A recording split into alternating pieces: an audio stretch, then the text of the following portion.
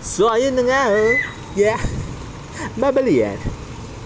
At nandito nga tayo. Pumunta tayo sa Old Rock Resort and Hotel dito sa may Bulinaw, Pangasinan.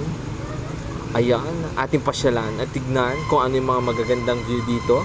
And guys, alam nyo ba, napakamura lang dito. 50 pesos ang viewing para sa adult at 20 pesos or 30 pesos ata para sa bata. Viewing lang yun ha. Pero hindi pa kasama dyan pag gusto nyo mag-swimming. 220 para sa adult and 120 ata yun para sa bata. O di wow. Yan, mura-mura lang guys dahil may enjoy nyo naman ang napakagandang view. Yan, kikita nyo dyan, marami mga nagsiswimming. Ayan, meron tayong kiddie pool and then syempre meron din tayong adult pool. Ayan, ito yung mga air condition room nila. Ayan, hindi pa kami nag-check-in dyan dahil gusto ko ipakita sa inyo kung anong gano'ng kaganda ang lugar na to. First time namin punta at grabe, talagang napakaganda.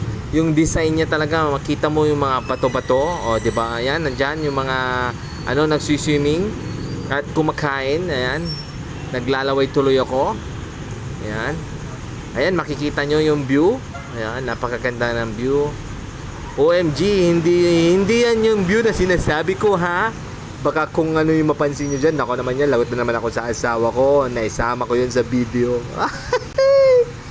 Ayan guys, napakaganda yan yung kiddie pool. And then syempre ito yung adult pool. Oh, ayun na nga oh. Ayan, shout out sa iyo, Idol Momon TV. Ayan, from Canada.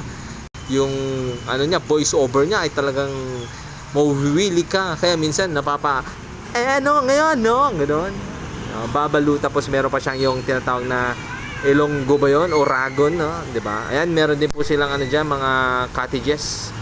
Ayan, may party sila. Makikikain sana ako, kaya lang nahiya ako nun. Kaya nag-video lang ako. Ayan, pero nagutom ako nung nakita ko.